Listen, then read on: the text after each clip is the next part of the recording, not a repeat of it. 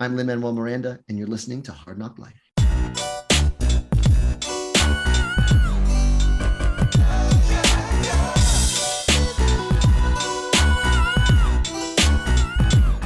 Well, it's the NOC in full color. You see me? The Hard NOC Life. Comics, movies, and TV. Hi, welcome to Hard NOC Life. I'm Dominic Ma.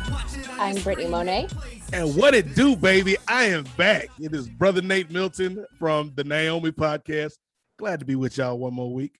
Hi, Nate Milton. It's good to meet you. Wait, refresh me real quick. What's the status of the Naomi Podcast? Yes, so Britney and I are the hosts of the Naomi Podcast, which is about the upcoming CW show starring Casey Waldfall, produced by Ava DuVernay. And so we've got a show over on the DCTV Podcast Networks. And our first episode of the Naomi Podcast actually comes out this week. So we're going through the actual book by Brian Michael Bendis. And so we're talking about the first 3 chapters of the book and how it relates to the show and what we expect from the show. So yeah, we're very excited about finally being able to bring this show out. They showed a bit of it at Fandom, is that right? Or gave some kind of teasing element?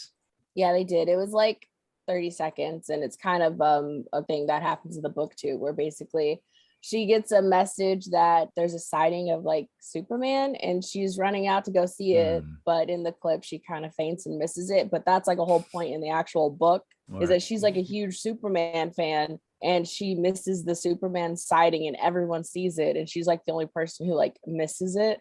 So that's kind of where like you pick up in her story. And so the show's like probably gonna do the same thing, because at least the clip is what it like does. So yeah. Okay.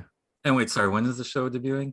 January 14th or 15th. Oh, okay. That sounds right. Yeah. It's in January. So yeah, we're doing our preseason podcast for it, which me and Nate also did Black Lightning podcast together for the show Black Lightning. Yeah.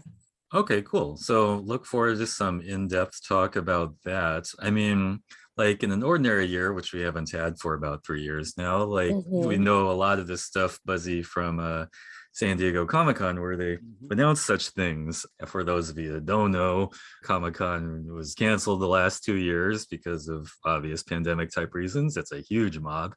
But actually, we're just going to mention that they're having one right now. They're having a form of San Diego Comic-Con over Thanksgiving weekend, which it also is. So that's both cool and weird, but just, you know, shout out to people who are in San Diego doing this modified version of Comic-Con right now. Any thoughts on Comic-Con, folks? I didn't know it was happening. I was like, what do you mean Comic-Con is this weekend? Especially like I feel like Thanksgiving is such a weird weekend to like any holiday weekend, but like Thanksgiving, the one where everyone eats a whole bunch of food and probably is eating leftovers for several days. Like, I don't know, it was like such a weird like weekend to do it. I know that there's some stuff with Peacemaker going on, which I didn't really see all the footage, but I know John Cena came out in stage in full like costume, which that's awesome. I can't wait to actually see that show, because I really liked what they did with Peacemaker in the Suicide Squad movie. Yeah, like I think it's cool that they're doing it, even though, again, like I'm not really comfortable still at this point with gatherings, but I guess, you know, the world's just gotten to a point down where we're like, okay, you know, freedom. Like, and so there's just acceptable things now. But Comic-Con has always been something that's been on my bucket list. Like I lived in San Diego for 4 years. Oh, yeah. Okay. When I was in middle school, and never got to Comic-Con. Like that was kind of before I kind of embraced my blurreddom. And so like it was never something I got out to, but I definitely want to, you know, get there one of these days. So, you know, shout out to the people attending. I don't think I would have been going over Thanksgiving weekend. It's just a weird time, like you said. Like, but then again, I do know from experience there are some family members you want to get away from. So what better excuse than I got a convention to go to. I can't talk to you no more, Uncle. That's what I was thinking. And like, no, you put it that way, maybe, yeah, it's a good alternative for some people for whom Thanksgiving is maybe a drag. I thought it was like, you know, there's a sideways way of implying that, you know, some of these nerds don't have a thing to do on Thanksgiving, so maybe they want to just as soon go to Comic-Con. But no, it could be a positive move to get away from awkward family dynamics, which wow, which probably are worse than they were 2 years ago. They were magnified. I can only imagine. I'm blessed to not have such a weird thing in my household, but lots of people. Anyway, Thanksgiving is weird and Comic-Con is also weird. So I guess in that sense, they could share some space. But again, it is always a risk. So I'm just, while we're saying hello to the people who are at Comic-Con now, I just want to ask the Comic-Con people, please don't get Omicron, if I'm saying it right, whatever, especially in pursuits of your big Unicron collector's edition figure, which is a thing people do at Comic-Con, because that would be moronic to get Omicron in pursuit of Unicron, although also a little ironic. Anyways, speaking of attempts at wordplay, so there was another momentous thing that happened in pop culture this week was the musical theater composer Stephen Sondheim passed away at the ripe old age of 91. He lived a good long time and did a lot of things. But it's like significant for those of us who have some musical theater geek in us. Mm-hmm. One of the most influential musical theater artists of last century, also this one. And, interesting on a couple levels, because like for one thing, they're making a new West Side Story movie, or the new West Side Story movie is debuting in just a couple of weeks with the, a new look at it from Steven Spielberg and Tony Kushner. So anyway, so rest in peace, Mr. Sondheim. Does anyone have any thoughts to share? Yeah, I'm not gonna say I've seen everything or can remember everything he's done off the top of my head, but West Side Story and Sweeney Todd are like two of my favorite musicals and pieces of music, and they're just so different. So I feel like that just shows to like how dynamic of like a writer that Sondheim was. And it's very sad that he lived a good long life, but it's still always sad when someone passes away regardless of how old they are. But I don't know, it's sad because I don't know, I feel like besides maybe Lin-Manuel Miranda, there's not anyone really writing music, I feel like, in such a dynamic way anymore. We had the potential with Jonathan Larson, who did Rent, who unfortunately and then he passed away from AIDS. So I don't know, I feel like we don't have too many, like, and then there's Andrew Lloyd Webber. I think like those are the only people I really can name off the top of my head that are so like dynamic and do something that's really cool in musical theater. So it's sad to like lose a great, Yeah, like I think for me, again, this kind of echoes my blurredom. Like my love of musicals didn't happen until I was, starting to get into my adulthood. So it came later in life. So I remember, we used to have choir tours when I used to go to church as a kid. And, we would kind of go around the different cities, and sometimes we go to different states and, we sing our songs. It felt very much like, I don't know if you've ever seen any of the Tyler Perry Medea stage plays. Haven't. It felt very much like that, but just replace Tyler Perry with like a Southern Baptist, predominantly white choir. And that's kind of what we did. And so our choir director loved musicals. And so I know there was a time where we actually went and did a choir tour up in New York. And so we saw Les Mis and we saw Phantom that week while we were up there. And, he was always trying to get me into that style of music. And I know he was a big fan of Sondheim. And so, like West Side Story is probably the one that connects the most to me and resonates the most to me. Mm-hmm. But I think that there is just something to that genre, that it's different. It's not TV. It's not a movie. It's not a concert. Exactly. It's its own thing. And, anybody that can do that well, anybody that can have that kind of effect on people, they're going to be missed. And so, again, like definitely want to encourage people to check out his work, because even if he's not here, the work still, lives on. Mm-hmm. Yeah, it will stay with us for a long time. West Side Story obviously is a big hit that had a lot of people into it. Sweeney Todd, also people get into that one because it's unconventional, because it's about cannibalism, basically, or basically eating people in pies. Such good songs, especially when they do the Demon Butcher of Fleet Street. Like, I don't know, the way they like do that, it's so cool. Yeah, and it was he had a love of wordplay, and you think about like a lot of people think of musicals as the soaring melodies and the big ballads, and he was interested in wordplay first, I would say. And that gives sort of a spiritual connection to, what Miranda's doing right now, which is very dense and like internal rhymey. So yeah, a big deal. And right. So while we're talking about our experience of musical theater stuff, so a sort of parody version of that showed up in the Marvel show, which debuted this week over Thanksgiving week on Disney Plus. The first 2 episodes of Hawkeye came out, which is the Christmas season Marvel Cinematic Universe TV series. I like to call it Die Hard with Avengers, for those of you who watched more than 2 of the Die Hard movies. And a very big opening sequence is they're at Rogers the Musical, which is clearly kind of modeled off Hamilton. But although it isn't, right? It's like someone just saw the poster for Hamilton, and then that was like, you have to write a musical song. But the musical song they write, I think, is kind of like someone's cheesy idea of like what a cheesy musical is, who doesn't really like it, who doesn't really like the form. That's how it felt. It felt more of a making fun of like music. I don't know. Because Hamilton is so like you could tell that they wanted the setup, even like the stage setup looks like it's like a Hamilton. And then like, so every time they would show it in the like trailer, because you never heard the music, you were like, okay, they're gonna do some like weird like copy of like Hamilton, right? And then you hear it and then you're like, this sounds more like something from like the Mean Girls musical or something. Like, not to diss on the Mean Girls musical, but it has more of like a different vibe than what I was expecting with what they were setting up. So I think it just makes it funnier. And I think one of the singers is Adam Pascal, who originated in the original cast, and he's like one of my favorite like Broadway performers. So like the fact that they had Adam Pascal up there singing, I was just like, wow, I love this. What they released a full version of the song, by the way, which I haven't listened to it yet. But my thing is, the song is called I Can Do This All Day.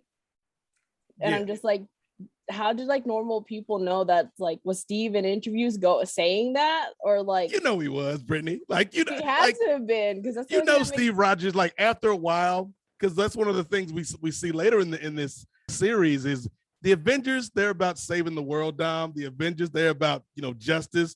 The Avengers are also about branding. So I'm sure somewhere along the line, Steve Rogers was like, hey, this I Can Do This All Day thing kind of clicks. It's got something to it. So I'm sure in some interview, he probably dropped that, and whoever is writing this musical, which I agree, Brittany, like it feels like somebody just making a parody of a musical.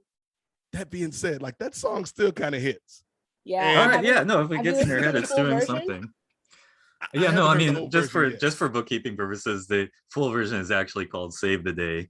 But to what you just said, like when they put out the first ads and everyone knew there was going to be a musical bit in this Hawkeye show, people like started casting around what the song's going to be, and on Twitter, like 50 different people had the smart idea that there would be a song called I Could Do This All Day at Once. So so that's maybe like the parenthetical title of the song. As far as, but wait, so anyway, we can come back to that if it warrants. Let's talk about Hawkeye the show itself. What are your impressions? We've got watched 2 episodes so far. Yeah. Y'all aren't gonna believe that I'm saying this. For y'all who know me, y'all know how much I despise Jeremy Renner. And maybe not as much as ScarJo, but like I don't like Jeremy Renner, and I've said from like the get-go that it should have been Jensen Ackles playing Hawkeye. Like I've never let down on that. I firmly believed that 100%, and I was just like, they're never gonna do like the Matt Fraction, even though I only read like maybe 2 or 3 issues of the Matt Fraction run. I'm just like, they're never gonna do that run justice and all this stuff. But you know what? I don't know. I think I put my foot in my mouth with it, because Jeremy Renner did the thing. He's so good. Like the show is so good. Well, obviously we knew Haley was going to be amazing. That I was not worried about, but I actually really enjoyed watching Jeremy on this as Hawkeye, as Clint. It was I don't know. Really? So you weren't into Jeremy Renner? I didn't know that. I guess I never expressed it enough, and I'm like very I guess I was just like tired of being like, I sounds like I hate all the white people in the MCU. So I was just like, that's not true, because obviously I love Chris Evans, but I was just like, I can't believe that. I was like, wow, this is actually really good. I've actually watched both episodes twice because I actually liked it that much. So I don't know. So far, it might be my favorite. It might, even though it's only 2 episodes in, I might like it more than Loki. And I can't believe I'm saying that. I'm very shocked. I'm glad you were the first person to say that, Brittany, because I didn't want to get on here and sound like a prisoner of the moment. But I think already after 2 episodes, Hawkeye is my favorite live action show. And like I like Loki. I like Wanda and Vision. WandaVision would be the proper title. I also, Brittany, I was one of the people, because I think Falcon and the Winter Soldier was like a love it or hate it show. And, like I love Falcon and Winter Soldier. So I liked all of the shows. But to me, I think there's 2 things. One, that this show probably had less complications because of COVID than the other shows. But also the stakes are so much lower. Like with Wanda and Vision, like we're introducing something here. With Loki, we're introducing, the multiverse. With Falcon and the Winter Soldier, we're passing down the mantle of Steve Rogers. With Hawkeye, Clint's just trying to be a good dad at Christmas time, Dom. Like, and with Kate's just trying to find out who she is as a person. And while these are good stories, they're low stakes compared to what we've been given in the MCU. And I like that a lot, that it's just a story about these 2 people that you wouldn't think would work together, but they work really well together. And to Brittany's other point, like Jeremy Renner is killing like the tired dad role. Like he's stuck with this kid. I love their dynamic already. Yeah, no, I totally agree with that. I mean, there was a lot of cosmology and, like universe building stuff that sort of hung over basically all those other 3 Marvel series, right? There's King and like, what does he come from? And there's WandaVision and what are the rules there now? There was like a lot of rules establishing. So in, as you say, as a more manageable focus, you can pretty much lock into these 2 people just being in New York, having a crazy Christmas, being chased by tracksuit mafia guys and stuff. I personally I like Jeremy Renner. I've always kind of to me, he has a face like one of those like short-nosed dogs. Yeah, like a pug. Yeah, wow. Or like an English bulldog or something. He has that kind of like friendly, like nosy face. And I don't know if I don't know why that makes me instantly gravitate to him. I mean, I like pugs. And anyway, he's warm and inviting in that way to me. But I'm glad you brought up my favorite new villains, bro. Because this tracksuit mafia. Yeah, bro. Like I didn't know I needed these guys, bro. Like, they're so good. They're the perfect mix. Like they're just threatening enough to be, dangerous, but they're really, really, really, really not smart. And that's the nicest way I could put it. Yeah. And that's what makes them funny. Like I love those guys. And I loved I don't know, because I say bro a lot, especially to people at work. I'm like, what are you doing, bro? That's not where it goes, bro. Or hey, bro, how's it going? Like, I don't know. I just use bro like obnoxiously at work. And so just to see them, I'm like, it's me. Yeah, no, I would love to, analyze that for a little bit because, but again, that thing is taken directly from the Matt Fraction comic. That was there was a bunch of bad guys in that arc, if I'm remembering correctly. But like, let's say like the Avengers movies have a problem with like their constant hordes of goons, right? Every superhero movie has a problem with this. It's like they're usually like a superpowered person. They have to fight through like 20 guys or 20 robots or 20 generic aliens. Yeah. We also, all those guys that flow together at the end of Endgame, at some point we're just like, dude, I don't know how many of these like, weird like wolf guys have you wasted already? My only point being there's the trope of the horde in these big science fiction super movies, and then how do you give that horde character? And there's something really beautiful like about they're kind of goofy looking, but just the fact that they say bro so much is like it's a little like like it's something you do say at work, but also because in the larger sense, like when you think of how like overly manly dude bros saying bro all the time in my universe are the true threat to like our world. Just to say something very broadly, and just like so the overuse of the word bro like hints at a little danger or indicates a little trouble, I think, in the way that wouldn't happen if they're just like muscly guys, you know. That's some. I guess I'm saying it's both funny and it's somehow it makes them more threatening than if they're just like a bunch of dudes you have to like mow through. Yeah. But And even in these first two episodes, like there's something, even though we know they're the bad guys, there's something endearing about the way they treat each other. Like when one of them gets hit by the Molotov cocktail, he's like, "Bro, you on fire? Are you all right?" And then like when they're doing the interrogation scene at the end of episode 2, and one of them's like, "Hey, I'm interrogating you," and the other guy's like, "Hey, we." He's like, "Yeah, we're interrogating you." Like there's a familial bond amongst these ridiculous criminals, and I think that's a part of why they're so. Bro. Yes, they're comrades, bro. That's why they're endearing. Yeah, no, I really do like them. And I don't know what the one guy says. And they're like, yeah, like shish kebab, bro. And I'm like, yes. I don't know. I was just living for them entirely. Yeah, I've watched both episodes twice. And I just, yeah, they're fun. I can't wait to see Vincent D'Onofrio because I know he's showing up. Because people also pointed out that hotel that they were at is actually his home in the first season or something like that. Or wait, is that right? I mean, in the Daredevil season 3, maybe? For the first one, I think they show, or they showed screenshots. Kingpin gets around to a lot of hotels. Yeah. But in the third one, the big deal is actually like shacked up in one, like he's supposedly under FBI arrest, but like of course he gets to have a whole hotel. They compared it though. I saw it on Twitter. But yeah, so it looks like, and then I know Vincent D'Onofrio, this was the only Marvel series that he's like tweeted saying that he's excited for these Marvel series. And I'm like, I definitely think that Vincent is going to show up just because of all the things that we've been seeing on Twitter. And then him just kind of being like, yeah, I'm excited for this. Like, okay, how come we're not excited for the other ones? But you pointed out this one specifically. So yeah, that's what I think is happening. I'm excited to see him. But anyways, just and they said something like maybe like Tony sold Avengers Tower to Kingpin. That's how the thing ties together. That was another line of thinking about the theorizing about the Kingpin thing. Yeah, I think that just there's something aesthetic about this show.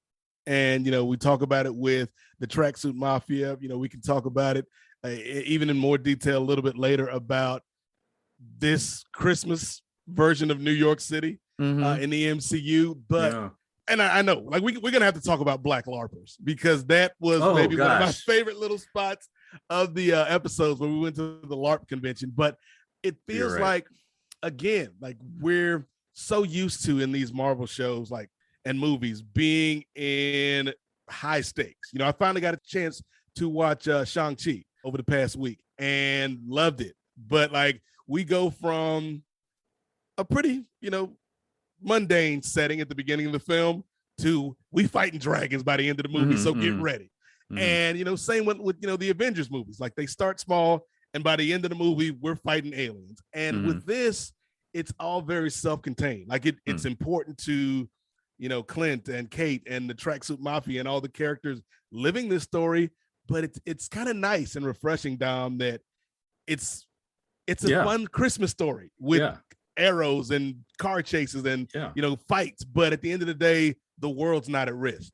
I'm really hoping they don't go to another dimensionally world at the end. I'm hoping, like in the comic, I think the whole showdown just happens like in a like broken down apartment building, and that may be where the final act happens. And with that, and we're definitely going to get into the Black LARPer thing. We're going to take a little break and then we'll get more in depth on certain aspects of Hawkeye in just a little bit. Oh, gentlemen, the holidays came early here at Manscaped, the leading men's hygiene brand. Manscaped just launched new products, including their all-new ultra premium body wash and a 2-in-1 shampoo and conditioner. It's time to give yourself or someone who needs it the gift of beautiful skin, hair, and balls this holiday season. Go to manscaped.com and use code HARDKNOCK. That's hard NOC for 20% off and free shipping at manscaped.com. That's 20% off with free shipping at manscaped.com and use code HARDKNOCK. That's hard NOC. Clean up your nuts and make Santa proud this year. Jingle balls to the walls, fellas. Jingle balls to the walls. And the trimmer is waterproof, so give that a go, see how it goes, because don't you want to play in the snow? Thank you, Lin-Manuel Miranda. I'm here all week Yeah, good at job. Manscaped and Hard and see. I'm okay. I tried my musical theater bit. Yes. I mean, bro, you got to keep those Infinity Stones clean, bro. That's very good.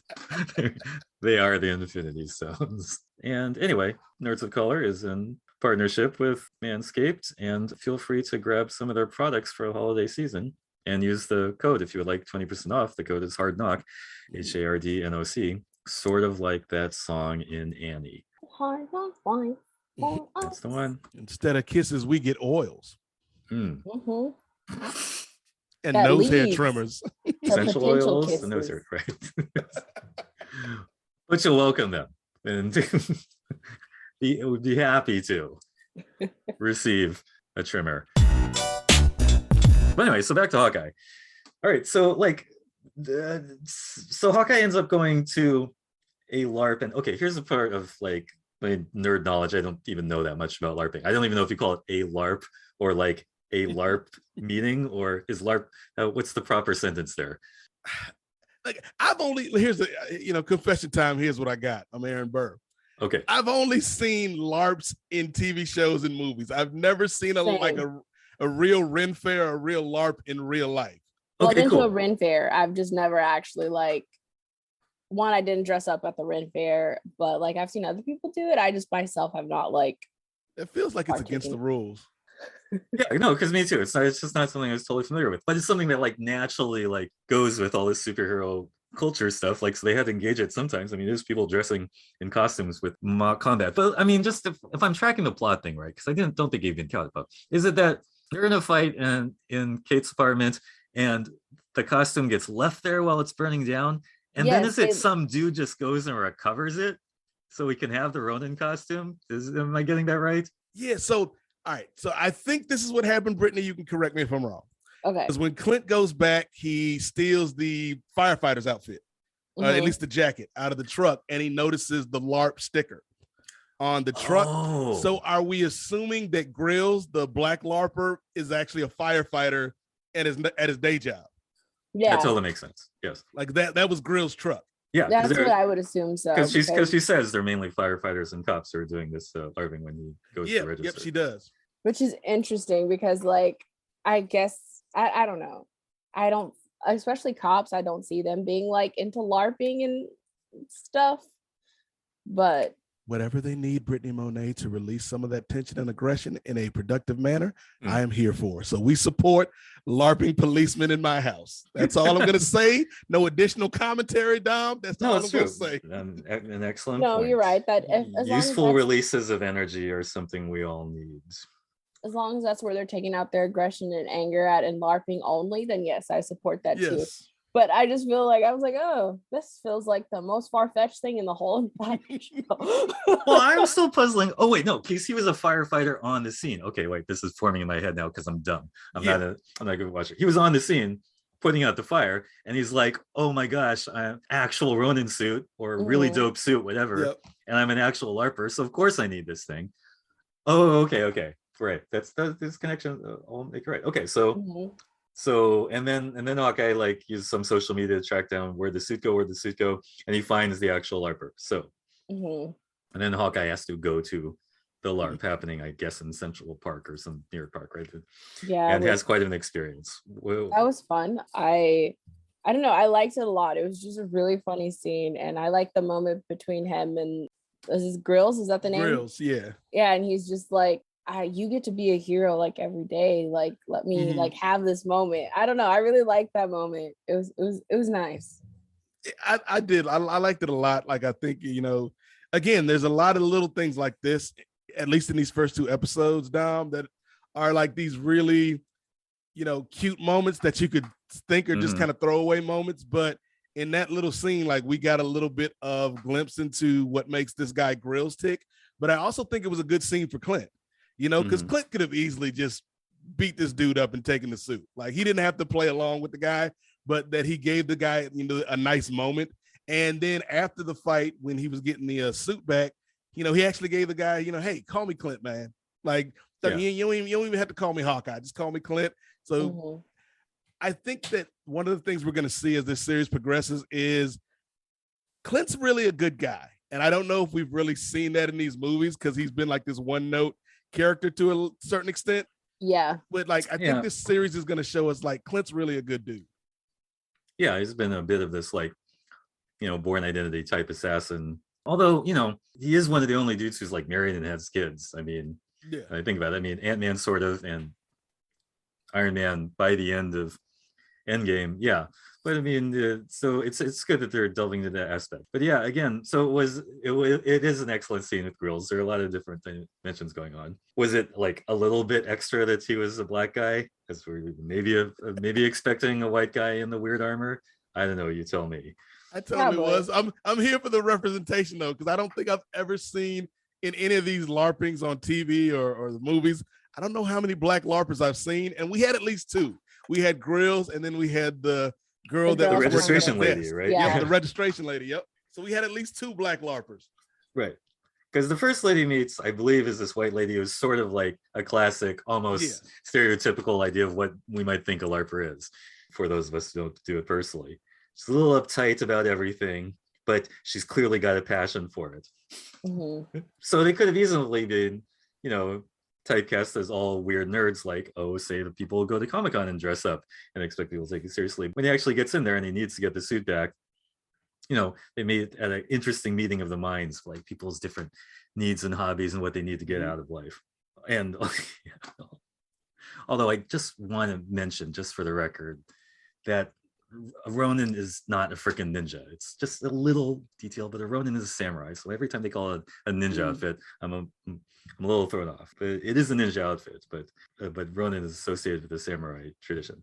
But anyway, no, there was so many good things like we talked about. Seeing him really trying to be a dad and reconnect with his kids, especially because remember the reason that led him down the path that we saw in the beginning of Endgame was his family being snapped. Mm-hmm. And so, for him, he just probably feels like there is so much that he needs to make up for, even though there's this, probably a sense of like he was part of the Avengers and the Avengers are technically sort of in a way responsible for the snap happening. So he just, he just feels this overwhelming need to like really be there this holiday season with them and for them. And now he's in this situation that he knows he has to take care of. And I don't know. I really like it, what they're doing with it so far.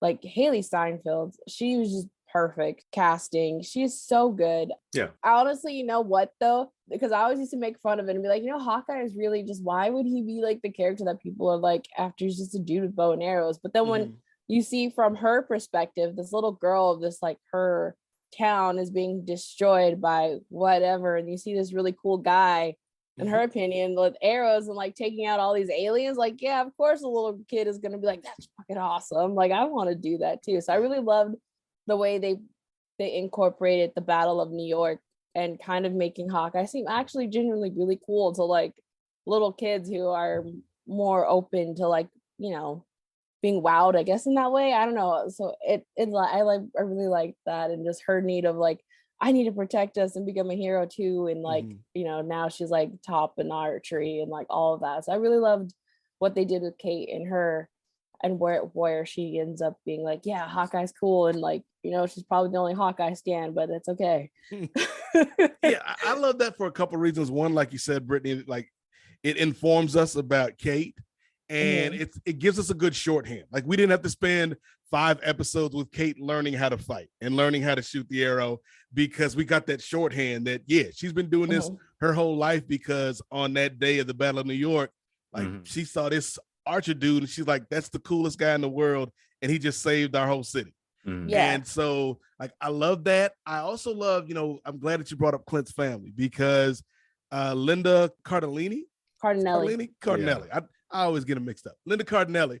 I love, it's a brief scene, but when Clint has to send the kids back home and she's on the phone and she's not this clueless spouse that doesn't know what Clint's doing. She's like, so how many days is it going to take? He's like, 4 or 5 days. I'll be home for Christmas. And he's like, well, what play are you going to use? And he's like, we'll do the catch and release. And she's like, one of Nat's old plays. And so like, she knows about Clint's other life. And I like that she's not like one of these typical spouses in these shows and movies, Dom, that don't know what their significant other's into.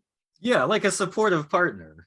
Yeah. And like, has perspective on the whole being an adventure thing, even after they were temporarily killed over the whole shit, like several years ago for 5 years. I don't know if that's the kind of thing that makes you like more or less patient with your spouse's secret missions and shit, or maybe it's just like, yeah, well, we already been killed, so like, and he came back to life, so maybe he's really just a miracle worker. But yeah, a nice scene there. And again, touching on those things like in other Christmas movies, like Planes, Trains, and Automobiles, or whatever it is, where the Christmas thing is sort of like, this focal mission thing, even though like, getting home for Christmas, like, I mean, it depends on who you are. It's like, who gives a shit? But it gives it like, a good thrust and a kind of heartwarming one. There's something about it, Dom. Like, and I even felt this when we first got the original like trailers for Hawkeye. And I was talking to a good friend last night. The only time in my life, and I don't mean to offend white crooners, but there's like 3 months, not even 3 months, maybe like 6 weeks out of the year where I love white crooners. The rest of the year, I can take them and leave them. But Christmas time, like Bing Crosby, Bublé, Burl Ives, Harry Connick Jr., get them singing a Christmas, Mel Torme, get them singing a Christmas song. And it just puts me in a mood. And so like seeing this Avengers story told with the backdrop of Christmas, and we got the music. Like, I actually started to get in the Christmas spirit, and I wasn't in the Christmas spirit before this week. And so like this show actually kind of, I'm like, you know what? I'm actually kind of ready for Christmas. Like, thank you, Clint Barton. Okay. But does it really thank you, Bing Crosby? I mean, you're saying the Bing Crosby thing activates for this time window in the year. Not enough respect is put in on Bing Crosby's name. I agree with that as far as the time window of Christmas. I pretty much agree with that. Brittany, any Christmas music thoughts on the? I love Christmas music. One of my favorite bands, The Maine, has a Christmas EP, and one of their songs is called Santa Stole My Girlfriend. So it's a great song. The EP is called Ho Ho Hopeful. Great to listen to. There's a couple of good fun Christmas songs, but my all-time favorite Christmas song is Last Christmas. So I hope Hawkeye finds a way to incorporate Last Christmas. Oh, they totally might. That's a great song. Did you see the Blackpink gals singing Last Christmas? No, I didn't. You're like more of the K-pop fan than I am, but oh yeah, no, I mean not hardly, but that is pretty cute. And best wishes to Lisa of Blackpink, by the way, because apparently she got COVID last week, but apparently not a serious case. So anyway, that was just my weird way of inserting Blackpink into the conversation. There's one character that got revealed at the end of the second episode that we didn't talk about. So if you have not caught up to Hawkeye, I would just say stop watching, because this is kind of a big reveal spoiler thingy. Spoiler. So they showed us Echo. We got a first look at Echo. Yes. Played by, I think her name was Aquila Cox, who she is actually deaf, and I think she is a amputee as well, and she's Native American. And so yeah, she is playing Echo, who, as we know from the comics, kind of like meets up with Daredevil and is in that realm of characters. So it's pushing more people to believe that we are going to get Daredevil and Kingpin somehow soon in the MCU. But yeah, her moment was just really cool. One of the Mafia track bros goes in there and they're like, we got them both. And yeah. Echo is someone I'm not familiar with all from the comics, and I usually know all the Marvel characters at least a little bit. Echo I know zero about. So can you fill in? So I only know a little bit because I actually haven't read stuff with her in it, but I know she is deaf as well. And I think she's like a martial artist too, in the same way that like, Daredevil is. So, and does she also do bows and arrows? Do we know? Or I don't think so. I could be wrong. Someone correct me, because she's the one like you. I don't actually have a lot of like experience with. I just kind of know of who she is just because of like reading different, like when you're in the fandom, kind of you just see people talking about certain characters, so you kind of like get a little bit exposure to them in that way. So that's all I know of Echo. But I know that the actress is actually deaf, and she's Native American, and those are things that the characters I know in the comic as well. So Okay, Yeah, cool. I just don't know if she starts off as a villain and ends up becoming good, or she's always a So, villain. We're like the normal core people right now who don't know the details about Echo. Yeah. Like unless Nate, you are an Echo expert. No, the first time I even heard of this character was 2 weeks ago when Brittany and I were talking about the Disney Plus Day shows, and we got the title card for Echo. Like I had no idea who this character was, but even in her like 30-second scene that we got at the end of episode 2, like you can tell like there's just something cool and different about this character, and I'm intrigued to see how, like, first of all, how she fits into Clint and Kate's story, but second of all, like how she fell in with these tracksuit mafia dudes. Because like I don't even know you, but I can already tell you are way too smart for these dudes, lady. Yes, exactly. So that's why I feel like the theory is right that it is probably Kingpin, who is but I think her soon to be stepdad is like, it was actually there in the scene when they were being kidnapped, because it looks like it's some guy in the back that's in like a trench coat, and he kind of has his hair that's styled like her soon to be stepdad. I can't remember his name. Okay, let's talk about this stepdad. Yes. He gets up and leaves though when Kate falls through, and they say it's Kate Bishop. Like he leaves before she can see him. So I think he's hired her or something, and that's. Let's talk about the stepdad. Yeah. Let's get into the stepdad, because I don't know how long it took you, Brittany, but it took me like not even one scene to know this guy was bad news. Like, oh yeah, even the mom, I feel like she's bad news too. I'm like, nah, they're in this together. I don't think. You think the mom is in it? I think so, because she's giving me vibes too that she's not good. And she's a scroll. No, I just say she's. I don't know if she's a scroll, but she might something like that. Yeah, he seems like I don't know where he fits in, because we know he's got the Ronin sword. Like we saw him pocket that during the scuffle in episode 1, and we know like he's good with a sword. You know, Kate could even tell like he was letting her win when they were fencing against each other. I don't know what his plan is. Like he feels like middle management, Dom. Like he doesn't feel like a big bad. He doesn't feel like a kingpin, no pun intended. He feels like middle management. So I'm wondering what his game is. Right, and I like that. I like that he's maybe like a mini boss if there is like a bigger boss in this whole arc. It's good to have a couple villains going. And like Swordsman, there is some comics like connective tissue that I'm sort of conscious of. I mean, like Swordsman was one of Hawkeye's earlier alternate identities, right? Back when Hawkeye started out as a bad guy, but he used the sword more than he used bows and arrows. And yes, if you're thinking Swordsman sounds like the dumbest Marvel character they have, he's one of the dumbest one, because he's exactly what he sounds like. He was a guy who was good at swords, and his name was Swordman. So anyway, but I think they're riffing on that on the noseness a little bit by having some version of Swordsman in the show as the one of the bad elements. But it was pretty cool when he fenced Kate, right? Yeah, I love that scene. And you know, getting back to Brittany's point about the mom, I like their dynamic, even if she does turn out to be evil or a Skrull or an evil Skrull. Like, I love the fact that one of the first lines we get from the mom in the present day is when Kate comes back after ruining the clock tower, you know, on that dare with her friends. And she's like, you know, kids always think they're invincible and rich people always think they're invincible. And you've always been both. Yeah, and I very haven't. telling So line. I love that line where she kind of checked Kate on her privilege. And I'm interested to see like what because the mom feels like she's being held hostage. Like she doesn't feel like she really loves this stepdad guy. Like I can't see that. It's true. I don't feel the love. Or she's using him and she's actually a bigger player than he is, you know? Because I don't know. I just feel like you're really suspicious of this mom. I am. Because it's Vera. I don't remember how to pronounce her last name.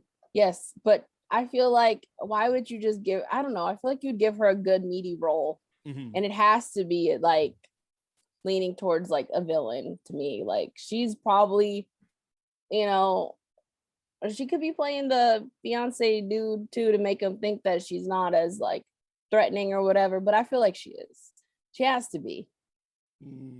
I don't know. I just feel like you would give Vera a good meaty role, and I feel like a good meaty role is like their villain. So no, for sure, probably yeah. They're up to something. Cool. Any other thoughts on Hawkeye before we start to wrap up? AKA the time when we can ramble about any bullshit. Yeah, I guess my last thing on Hawkeye, man, is like I've really enjoyed the first 2 episodes. I think it's got a great tone, where there's some serious things going on, but it's not too serious, where we've got some dangerous situations, but they're not too dangerous. Pizza Dog, we didn't even talk about Pizza Dog. Yeah. We got Pizza Dog out here living off of carbohydrates and cuddles. I think there's so much good stuff here. And I feel like, thinking back about the other Marvel shows, the live action ones on Disney Plus, they've always kind of started slow and then kind of ramped up.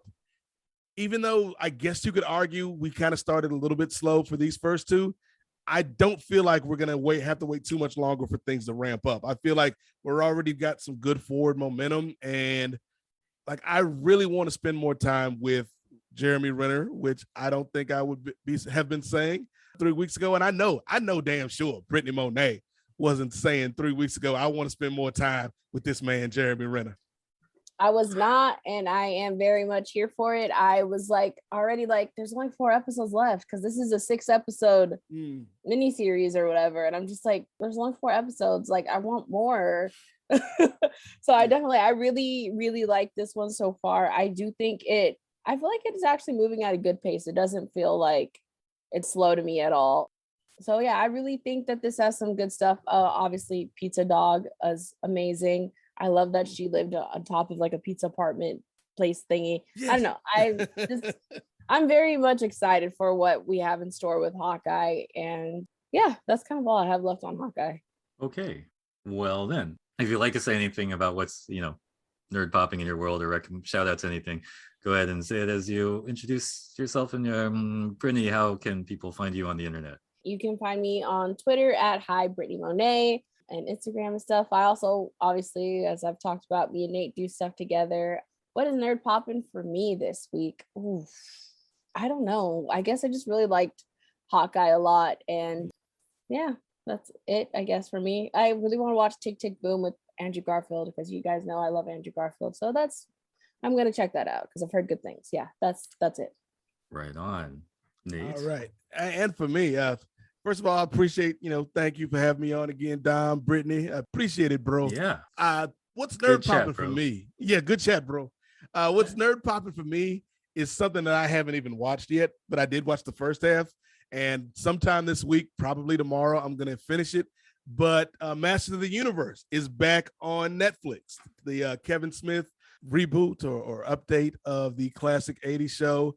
I know Mark Bernardin, who I love. A lot of what that dude has done. He's worked on the show. There's so many great talented voice actors and actresses on that show. Mark Hamill is playing Skeletor, which is phenomenal. Yeah, Mark Hamill is Skeletor. Right, I think Kevin Conroy played Merman, at least in the first 5 episodes. So we had Batman and the Joker. Merman is. Much like the Swordsman, he's exactly how he sounds. Like he's a dude in the water. He's just Merman. Right, but they're coming back with 5 more episodes. Or they came back last week with 5 more episodes to finish off season 1. And I know there was a lot of complaining, from a certain segment of the fandom when the first 5 came out. And I went in with all of those complaints in my head, and I didn't see any of them. For anybody that's thinking, he's got a message. And I saw somebody actually write down on Twitter, a grown adult, right? This isn't He-Man. This is woke man. I don't want to watch this. Oh, come on. Come on. What are we doing here? In 2021. But I enjoyed the first 5 episodes. How woke can it be? It's called He-Man. It's adapting an old story. Anytime there's a woman put in a position of power, there's always going to be some people that have issues. But I thought the first 5 episodes did a lot of great world building, and there was actually some emotional episodes which I didn't expect to get from He-Man. So I'm excited for the last 5. If you haven't checked out the first 5, check them out and go in with an open mind, because there was a lot of noise about it. But I would say don't believe the noise. Trust yourself. Trust your heart. I guess if you want to find more from me, find me on Twitter at @8 MOZAIK at Nate Mosaic. Brittany Monet and I are dropping the first episode of the Naomi Podcast this week. So check that out, where we talk about Brian Michael Bendis' Naomi and what we expect from the CW show produced by Ava DuVernay, starring Casey Wallfall. Brittany and I had a lot of fun with that. I'm also on Post Wrestling for any wrestling fans out there. I've got 2 shows, the NWA podcast, the Nubian Wrestling Advocates, where we talk about wrestling from a Black perspective, And then there's the Rocky Maivia Picture Show, where I do a film review of Dwayne Johnson's movies. So you can check me out on all those shows. And again, I appreciate you guys for having me on again this week. Happy holidays. I've got some white crooners to start listening to. I got my Bing Crosby and Mel Torme on deck. So I got things to do, y'all. Yeah, and Harry Connick Jr. Buble. Bringing the season, even Buble, yeah. So the podcast with doing Dwayne Johnson's movie is gonna get 1,700 episodes of that one or something. That's why that's part of the reason I wanted to do it, Dom, because it's job security. Because that man is never gonna stop making movies. So I think the last one we did was Skyscraper. So I've got at least 25, 30 more Dwayne Johnson movies to get to. Cool. All right. So a lot of stuff to look at. I'm Dominic Ma at DOMMAH, Dama on Instagram or Twitter. And this has been Hard Knock Life, which is a podcast that goes with the nerdsofcolor.org. Nerds of Color. There's the blog, there's our YouTube channel, there are these podcasts where you can interact with people like me and Brittany and Nate. And feel free to interact, or comment at us, with the dialogue, whatever. So again, this has been Hard Knock Life with the Nerds of Color. And until next time. Nice suit, bro. I don't know. I was trying to think of something. Yeah, you got to work on that. Just work on that outro, bro. Yeah, happy Thanksgiving, bro.